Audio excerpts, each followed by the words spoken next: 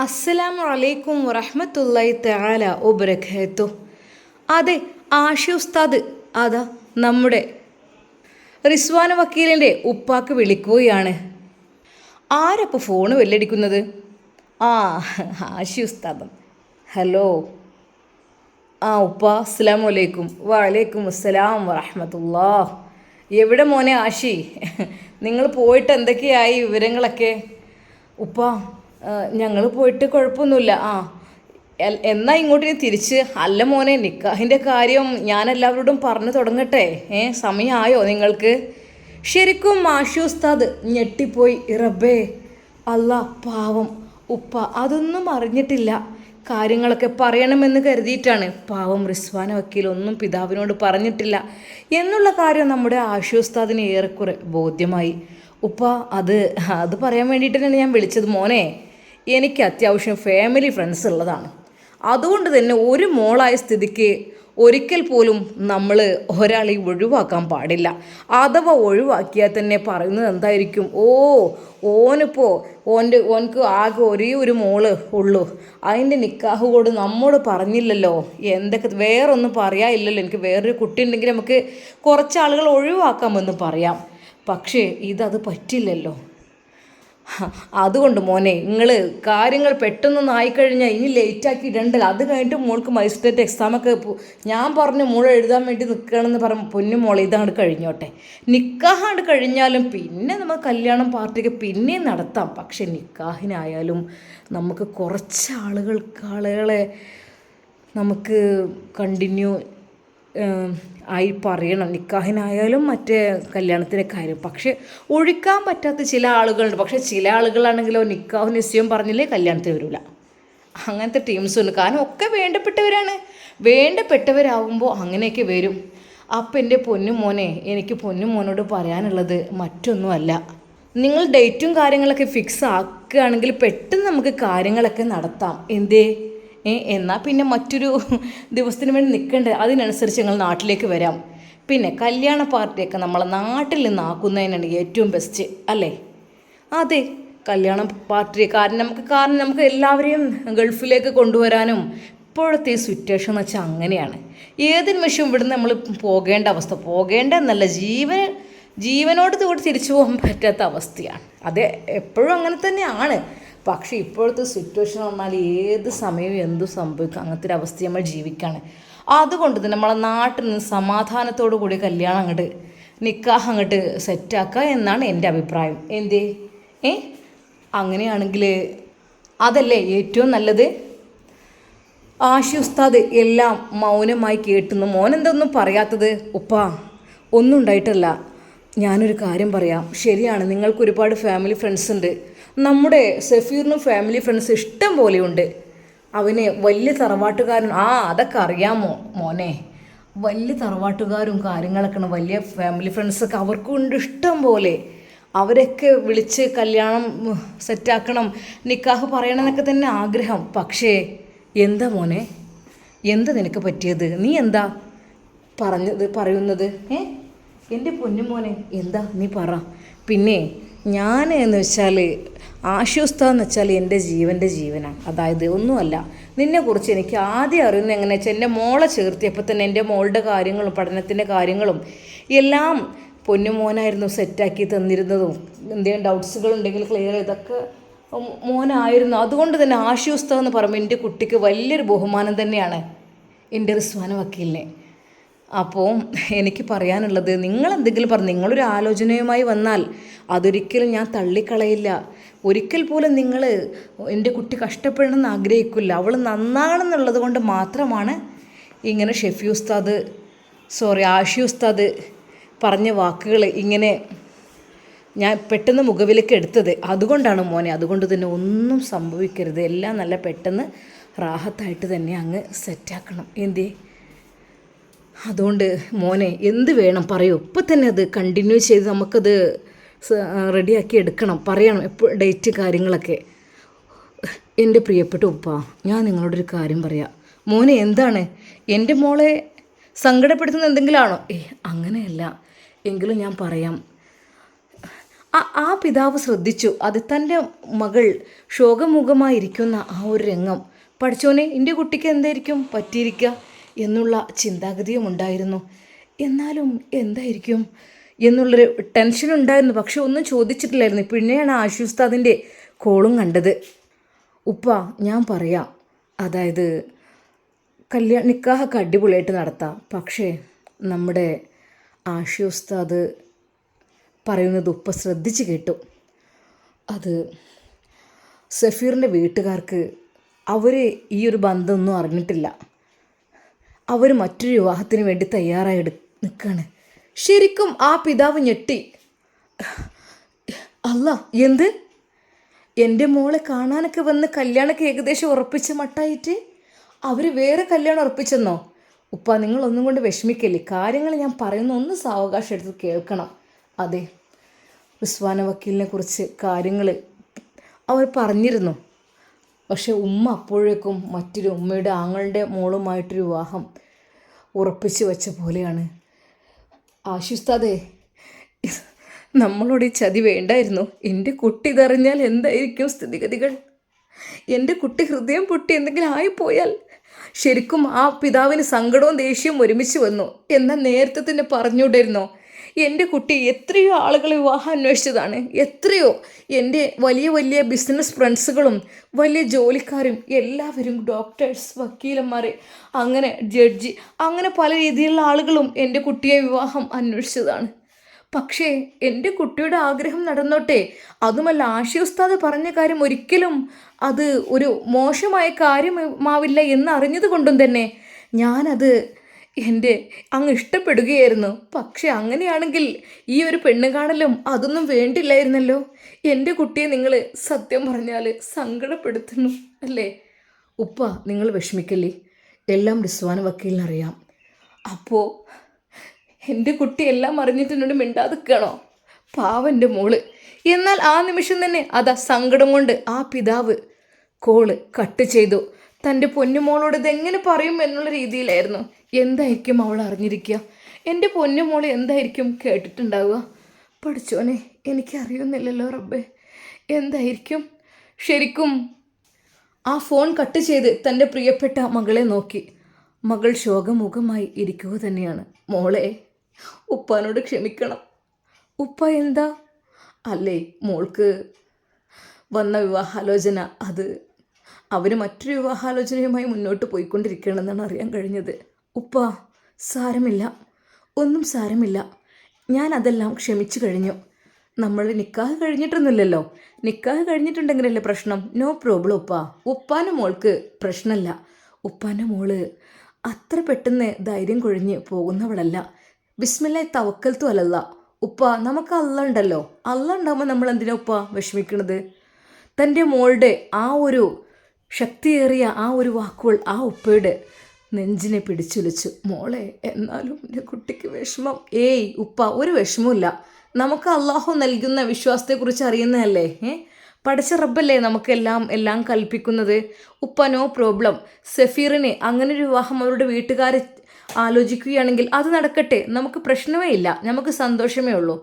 മോളെ, നിനക്കിതെങ്ങനെ പറയാൻ കഴിഞ്ഞു? എനിക്ക് വരെ താങ്ങാൻ കഴിയുന്നില്ല. ഉപ്പ, എൻ്റെ ഉസ്താദ് പഠിപ്പിച്ച കാര്യം ഞാൻ ഇപ്പോഴും മറന്നിട്ടില്ല. അതുകൊണ്ട് തന്നെ ഈമാൻ നഷ്ടപ്പെടാതെ ഞാൻ ശ്രദ്ധിക്കുന്നുണ്ട്. അതെ, ഏഴാനാകാശത്തിന് മുകളിലായിരുന്നാലും നമുക്ക് കിട്ടാനുള്ളതാണെങ്കിൽ, റബ്ബ് വിധിച്ചതാണെങ്കിൽ നമുക്ക് കിട്ടും. അതല്ല, നമ്മുടെ രണ്ട് ചുണ്ടുകൾക്കിടയിലായിരുന്നു പോലും അതെ, നമുക്ക് വിധിക്കാത്തത് കിട്ടില്ല ഉപ്പ, നഷ്ടപ്പെട്ടു പോവും.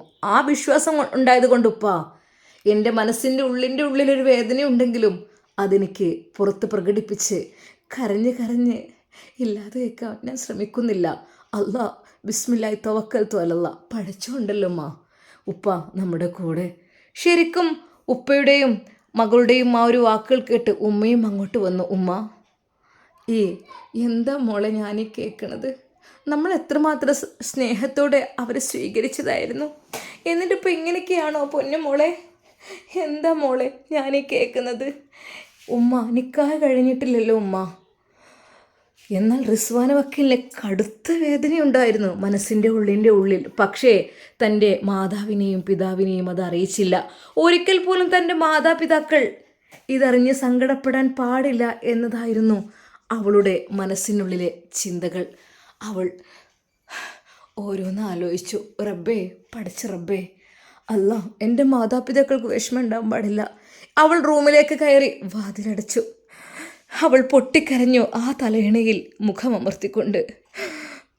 സഫീർ, മറക്കാൻ കഴിയുന്നില്ല. എനിക്ക് എന്താ പറ്റിയെന്ന് അറിയുന്നില്ല. എന്നാലും സാരല്ല സഫീർ, നിൻ്റെ ജീവിതത്തിൻ്റെ സിറ്റുവേഷൻ അങ്ങനെയല്ലേ, എനിക്കറിയാം. എന്നെ നിനക്ക് അങ്ങേറ്റം ഇഷ്ടമാണെന്ന്. പക്ഷേ വീട്ടുകാർ സമ്മതിക്കാൻ എന്ത് ചെയ്യും? അതെ, വീട്ടുകാരുടെ ഇഷ്ടത്തിന് സഫീർ നിന്നോളൂ, കുഴപ്പമില്ല. ഞാൻ നിനക്ക് വേണ്ടി ദുആ ചെയ്യും. നന്നാവണം നിൻ്റെ ജീവിതം. ഒരിക്കൽ പോലും നിൻ്റെ ജ്യേഷ്ഠൻ്റെ ബലിയാടാവാൻ അനുവദിക്കരുത്. അതെ, നല്ല രീതിയിൽ ജീവിക്കണം. അതുമാത്രമേ എനിക്ക് പറയുവാനുള്ളൂ. കണ്ണീരോടെ അതാ റിസ്വാന വക്കീൽ ആ ഒരു തലയിണ കെട്ടിപ്പിടിച്ച് കരഞ്ഞു, തൻ്റെ പ്രിയപ്പെട്ട സഫീറിനെ ഓർത്ത്. എന്നാൽ ഈ സമയം വീണ്ടും അതാ ഉപ്പയുടെ ഫോണിലേക്ക് അതാ ആഷി ഉസ്താദ് വിളിക്കുന്നു. ഹലോ ഉപ്പ, നിങ്ങളൊന്നുകൊണ്ട് വിഷമിക്കല്ലേ. ഞാൻ വിഷമിക്കാൻ വേണ്ടി പറഞ്ഞതല്ല, ഞാൻ അതല്ല പറയാൻ വിചാരിച്ചത്. അല്ല മോനെ, സാരല്ല, നിൻ്റെ മോള് പറഞ്ഞു, എൻ്റെ മോള് പറഞ്ഞു ആയിക്കോട്ടെ, കുഴപ്പമില്ല, അവരെങ്കിലും നല്ല രീതിയിൽ ജീവിക്കട്ടെ എന്നാണ് എൻ്റെ മോള് പറഞ്ഞത്. എൻ്റെ മോൾ ക്ഷമിക്കുന്നവളിൽ അങ്ങേറ്റം ക്ഷമിക്കുന്നവളാണ്. കാരണം ആഷി ഉസ്താദിൻ്റെ ശിഷ്യയല്ലേ എൻ്റെ മോള്. അതുകൊണ്ട് തന്നെ ഒരിക്കൽ പോലും എൻ്റെ മോള് വിഷമിക്കില്ല. ആ പിതാവ് പറഞ്ഞൊപ്പിച്ചു. ഉപ്പ, അതല്ല സത്യം, എനിക്കൊരു കാര്യം കൂടി പറയാണ്ട്, നിങ്ങളത് കേൾക്കണം, നിങ്ങളത് കേട്ടേ തീരും. മോനെ, ഇനി എന്താ മോനെ കേൾക്കാൻ? അതെ, ഞങ്ങളുടെ സന്തോഷവും സമാധാനവുമെല്ലാം അങ്ങ് നഷ്ടപ്പെട്ടില്ലേ, ഇനി എന്താ മോനെ കേൾക്കാനുള്ളത്? ഉപ്പ, നിങ്ങളൊരു കാര്യം കേട്ടേ തീരൂ. നമ്മുടെ സഫീറിന് ഇഷ്ടമല്ല വീട്ടിലുള്ള ആ ഒരു ബന്ധം. അതവരുടെ ഉമ്മയുടെയും ജ്യേഷ്ഠൻ്റെയൊക്കെ നിർബന്ധത്തിന് വേണ്ടിയിട്ടാണ്. പക്ഷെ ഒരിക്കലും ഇഷ്ടമല്ല. അവൻ പറയുന്നത് എന്താണെന്നോ, കഴിയില്ല എനിക്ക് റിസ്വാന വക്കീലിനെ വിട്ടൊരു ജീവിതം, ആ ജീവിതം എനിക്ക് വേണ്ടെന്നാണ് പറയുന്നത്. അതുകൊണ്ട് എന്നോട് പറഞ്ഞു, അതെ, എനിക്ക് എൻ്റെ വക്കീലിനെ കല്യാണം കഴിക്കണം, അവളെ നിക്കാഹ് കഴിക്കണം. പക്ഷേ അത് പരമരഹസ്യമായിരിക്കണം. എൻ്റെ വീട്ടുകാരും അറിയരുത്, അവിടുത്തുകാരെല്ലാം അറിഞ്ഞോട്ടെ. എൻ്റെ വീട്ടുകാരറിഞ്ഞാൽ ഒരു പക്ഷേ എന്നെ തല്ലിക്കൊല്ലുമെന്ന് എനിക്ക് ഉറപ്പാണ്, പ്രത്യേകിച്ച് എൻ്റെ ജ്യേഷ്ഠൻ. അതുകൊണ്ട് എനിക്ക് എൻ്റെ വക്കീലിനെ വിവാഹം കഴിക്കണം. എനിക്ക് അവൾ മാത്രം മതി എൻ്റെ ജീവിതത്തിലേക്ക്, എനിക്ക് അവളെ വേണം. അതിനുള്ള സെറ്റപ്പ് പെട്ടെന്ന് ഉപ്പയോടൊന്ന് ചെയ്യാൻ പറയണം, അതാണ് പറഞ്ഞത്. നേരത്തെ ഈ കാര്യം ഞാൻ റിസ്വാന വക്കീലിനെ വിളിച്ചും പറഞ്ഞിരുന്നു, പക്ഷേ മുഴുവനാക്കാൻ കഴിഞ്ഞില്ല. എൻ്റെ ഉപ്പ, നിങ്ങൾ എന്തെങ്കിലും അതിനുള്ള നടപടി പെട്ടെന്ന് എടുക്കണം. കാരണം അവൻ അത്രക്കും വിഷമത്തോടെയാണ് അവൻ്റെ ജീവിതം ഇപ്പോൾ മുന്നോട്ട് പോകുന്നത്. അതീവ ഗുരുതരാവസ്ഥ എന്ന് വേണമെങ്കിൽ പറയാം. അത്രക്കും ടെൻഷനാണ്. അതെ, അവൻ പറയുന്നത് എനിക്ക് നമ്മുടെ റിസ്വാന മോളെ അല്ലാത്ത മറ്റൊരു പെണ്ണിനെ എനിക്ക് വേണ്ടെന്നാണ്. കല്യാണമാണെങ്കിൽ അവൾ മതി, അല്ലാതെ ഒരിക്കൽ പോലും. മോനെ, അപ്പോൾ വീട്ടുകാർ പറഞ്ഞുറപ്പിച്ച് വിവാഹം, അവന് അത് വലിയ താല്പര്യമൊന്നും ഇല്ലല്ലോ, അത് അവർ പറഞ്ഞുണ്ടാക്കിയതല്ലേ. അതുകൊണ്ട് എനിക്ക് പറയാനുള്ളത്, എൻ്റെ ഉപ്പ, പെട്ടെന്ന് നിൽക്കാനുള്ളൂ. നിങ്ങൾ നാട്ടിലേക്ക് വന്ന് നമുക്ക് പെട്ടെന്ന് നിൽക്കാനുള്ളൂ. നിങ്ങളെ ഫാമിലീസിനൊക്കെ വിളിച്ചോളൂ, വലിയൊരു ഓഡിറ്റോറിയത്തിൽ വെച്ച് എല്ലാം സെറ്റാക്കാം. പക്ഷേ പറയാനുള്ളത് മറ്റൊന്നുമല്ല, സഫീറിൻ്റെ വീട്ടുകാർ തൽക്കാലം അറിയണ്ട, അത് മാത്രം. അതെ, അവരൊരുമിച്ച് ജീവിക്കട്ടെ, അത് എവിടെയാണെങ്കിലും, ഇനി ഒരുമിച്ച് എവിടെയാണെങ്കിലും അവരുടെ ഇഷ്ടത്തിന് ജീവിക്കട്ടെ, അത് മാത്രമാണ്. ശരിക്കും അത് കേട്ടപ്പോൾ ആ ഉപ്പയുടെ മനസ്സൊന്ന് സന്തോഷിച്ചു. മാഷാ അല്ലാ. നേരെ മോളുടെ റൂമിനടുത്തേക്ക് ചെന്നു. മോളെ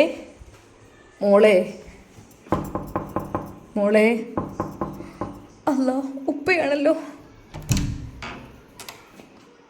മോളെ, മോളോട് ഉപ്പാക്ക് കുറച്ച് കാര്യങ്ങൾ കൂടി പറയാണ്ട്. എന്താ ഉപ്പ? ഒന്നുമില്ല എൻ്റെ പൊന്നു മോളെ. അതെ, നമ്മുടെ ആഷി ഉസ്താദ് വീണ്ടും വിളിച്ചു. ഉപ്പ, ഇനിയും എന്തിനാ അവരെ ബുദ്ധിമുട്ടിക്കുന്നത്? അവരവരുടെ ഇഷ്ടത്തിന് പോയിക്കോട്ടെ. അതല്ല മോളെ എനിക്ക് പറയാനുള്ളത്. അതെ, ആഷി ഉസ്താദ് പറയുന്നത് സഫീറിന് സഹിക്കാൻ കഴിയുന്നില്ല എന്നാണ്. അവന് നിന്നെ തന്നെ വേണം, രഹസ്യമായെങ്കിലും നിക്കാഹ് കഴിക്കണം, അവരുടെ ഫാമിലി അറിയരുത് എന്നാണ്. എനിക്ക് അവളില്ലാത്തൊരു ജീവിതമില്ല എന്നാണത്രേ അവൻ പറയുന്നത്. അത് കേട്ട റിസ്വാന വക്കീൽ ഒന്ന് ഞെട്ടി.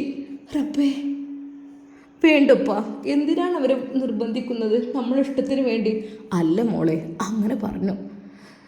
എന്തായാലും ഇനിയിപ്പോൾ എന്താ ചെയ്യുക? വേണ്ടപ്പാ, വേണ്ട മോളെ, ഞാൻ എന്താ പറയേണ്ടത്? സ്വന്തം വീട്ടിലത്തെ ആളുകൾ നിശ്ചയിച്ചുറപ്പിച്ച പെണ്ണ്. ആ പെണ്ണിനെ വിവാഹം കഴിക്കാതെ സ്വന്തം ഇഷ്ടത്തിനുള്ള പെണ്ണിനെ വിവാഹം കഴിച്ചു കഴിഞ്ഞാൽ അവന് സമാധാനം ഉണ്ടാവുമോ? ജീവിക്കാൻ സമ്മതിക്കോ? ഇല്ലല്ലോ. മോളെ, ഞാൻ എന്ത് പറയണം എനിക്കറിയുന്നില്ല. മോളുടെ ഇഷ്ടം പോലൊക്കെ. ഉപ്പ, മനസ്സിൻ്റെ ഉള്ളിൽ അങ്ങേയറ്റം ഇഷ്ടവും സ്നേഹവും തോന്നിയത് അത് സഫീറിനോട് മാത്രമാണ്. പക്ഷേ വിധിയില്ല. വിധി ഉണ്ടായിരുന്നെങ്കിൽ ഉപ്പ ഒരിക്കൽ പോലും. സാരില്ലുപ്പ, എനിക്ക് പഠിക്കണം, മജിസ്ട്രേറ്റ് എക്സാം എഴുതണം, അതെ, ഒരു ജഡ്ജി ആവണം, ആളുകൾക്ക് സേവനം നൽകണം, അതൊക്കെയാണ് ഞാൻ ആഗ്രഹിക്കുന്നത്. സഫീർ പോയിക്കോട്ടെ ഉപ്പ, അവനവൻ്റെ ഇഷ്ടത്തിന്, അവനവൻ്റെ വീട്ടുകാരുടെ ഇഷ്ടത്തിന് ജീവിക്കട്ടെ ഉപ്പ. അവനവൻ്റെ വീട്ടുകാരുടെ ഇഷ്ടത്തിന് ജീവിച്ചോട്ടെ. നമ്മളായിട്ട് അവൻ്റെ ജീവിതം നഷ്ടപ്പെടുത്തണ്ട ഉപ്പ. ആ പൊന്നുമോൾ കരയുകയായിരുന്നു. അതെ, റിസ്വാൻ വക്കീൽ സഫീറിനെ വേണ്ടെന്ന് വെക്കുന്ന പോലെയാണ്. ഉപ്പ, വേണ്ട, എനിക്ക് വേണ്ടി ആരുടെയും അഭിമാനം പണയം വെക്കണ്ട. അതുമാത്രമല്ല, ഒരിക്കൽ പോലും അവന് വേദനിക്കാനും പാടില്ല. അല്ലെങ്കിലും അത്ര വലിയ കുടുംബത്തിൽ നിന്ന് അവൻ അറിയാതെ കല്യാണം കഴിച്ചു കഴിഞ്ഞാൽ അവനതൊരു സ്വസ്ഥതയും സമാധാനം ഉണ്ടാവില്ല. അവരുടെ ഉമ്മയുടെയും ഇക്കാക്കയുടെയൊക്കെ ഇഷ്ടത്തിന് അവൻ ജീവിക്കട്ടെ, അല്ലാതെ നമുക്ക് വേണ്ടിയിട്ടല്ല. മോളെ പറയുന്നത് അതെ ഉപ്പ, ഞാൻ സത്യമായിട്ടാണ് ഇത് പറയുന്നത്. ഞാൻ സഫീറിനെ വിട്ടു നൽകുന്നു. സഫീറിനെ ഞാൻ വിട്ടുകൊടുക്കുകയാണ്. മനസ്സിൻ്റെ ഉള്ളിനുള്ളിൽ വേദനയുണ്ട്, പറിച്ചു കൊടുക്കുകയാണ് ഞാൻ. അതെ, അവർ സുഖമായി ജീവിച്ചോട്ടെ, സുഖസുന്ദരമായി അവർ കഴിഞ്ഞോട്ടെ. ഞാനിതിൽ നിന്ന് പിന്മാറുകയാണ് ഉപ്പ. റിസ്വാൻ വക്കീൽ ചിലത് തീരുമാനിക്കുകയാണ്. അതെ, രഹസ്യമായ വിവാഹം, വീട്ടുകാർക്ക് ഇഷ്ടമില്ലാത്ത ബന്ധം, അതുമായി മുന്നോട്ട് കൊണ്ടുപോയാൽ ഒരു സമാധാനം ഉണ്ടാവില്ല അവൻ്റെ മനസ്സിൽ. ഒരിക്കൽ പോലും സ്വസ്ഥമായൊരു ജീവിതം നയിക്കാൻ സഫീറിനാവില്ല. പാവമാണവൻ. എനിക്കവൻ്റെ മനസ്സ് നന്നായിട്ടറിയാം. പാവമാണ്, നിഷ്കളങ്കനാണ്. അതെ, ഒരു കുരുട്ട് ബുദ്ധിയും ഇല്ലാത്തതാണ്. നേരെ വാ നേരെ പോ എന്നുള്ള ചിന്തയുള്ളവനാണ്. അതുകൊണ്ട് തന്നെ അതെ, അവൻക്ക് അവൻ്റെ സുഖസുന്ദരമായ ജീവിതം ആസ്വദിക്കുവാൻ വേണ്ടിയിട്ട് ഞാൻ വിട്ടുകൊടുക്കുന്നു. പുളിക്കൽ തറവാട്ടുകാർ പറഞ്ഞ ആ പെണ്ണിനെ അവൻ വിവാഹം കഴിച്ചോട്ടെ. അതെ, അതിനെ ഞാൻ സപ്പോർട്ട് ചെയ്യുന്നു. എൻ്റെ ഹൃദയം തൊട്ട് സപ്പോർട്ട് ചെയ്യാണ്. ഉപ്പ, പറഞ്ഞേക്ക്, അവളെ വിവാഹം കഴിക്കാൻ എനിക്ക് സമ്മതമാണെന്ന്. റിസ്വാൻ വക്കീലിനെ അതിന് യാതൊരു കുഴപ്പമില്ല എന്നും അവർ സുഖസുന്ദരമായി ജീവിച്ചോട്ടെ എന്നും ഞാൻ പറഞ്ഞുവെന്ന് പറയണം. എൻ്റെ ഉപ്പ. മോളെ, ശരിക്കും ആ പിതാവും മകളും കെട്ടിപ്പിടിച്ച് കരഞ്ഞു. ഉപ്പ, സത്യമായിട്ടും ഞാൻ ഹൃദയം തൊട്ടറിഞ്ഞാണ് പറയുന്നത്. സഫീർ പാവമാണ്. അവനവൻ്റെ ഇഷ്ടമുള്ളൊരു വിവാഹം കഴിച്ചോട്ടെ, എനിക്ക് കുഴപ്പമില്ല ഉപ്പ. അല്ലെങ്കിൽ അവനെ ഇല്ലാതാക്കും അവർ, ആ വീട്ടുകാർ, അവൻ്റെ ജ്യേഷ്ഠനും ഉമ്മയൊക്കെ ഒന്നിനും മടിക്കാത്തവരാണ്. അതെ, ഞാനൊരിക്കൽ പോലും അവളുടെ ജീവിതത്തിലേക്കൊരു ശല്യമായിട്ട് കടന്നു പോകുന്നില്ല ഉപ്പ. മോളുടെ മനസ്സ്, അതെ ഉപ്പ, ക്ഷമ വേണം. ക്ഷമിക്കുന്നവർക്ക് അള്ളാഹു വിജയം നൽകുമെന്നാണല്ലോ. ഈ കാര്യത്തിൽ ഞാൻ ക്ഷമിച്ചിരിക്കുന്നു. ഞാൻ ജീവനതുല്യം സ്നേഹിച്ച എൻ്റെ സഫീറിനെ ഞാൻ വിട്ടു നൽകുന്നു അവൾക്ക് വേണ്ടി. ആ പിതാവിൻ്റെ നെഞ്ചിൽ കിടന്ന് അവൾ പൊട്ടിക്കരഞ്ഞു. ആ പിതാവിൻ്റെ കണ്ണുനീർത്തുള്ളികൾ അതാ അവളുടെ തട്ടത്തിലേക്ക് ഉറ്റി വീണു. ഇൻഷാ അല്ലാഹ് എന്തായിത്തീരും അവരുടെ ജീവിതം? സഫീർ ആര് വിവാഹം കഴിക്കും? ഇൻഷാ അല്ലാഹ് നമുക്ക് കാത്തിരുന്ന് കാണാം. അതുവരേക്കും എല്ലാവർക്കും അസ്സലാമു അലൈക്കും വറഹ്മത്തുള്ളാഹി തആല വബറകാതുഹു.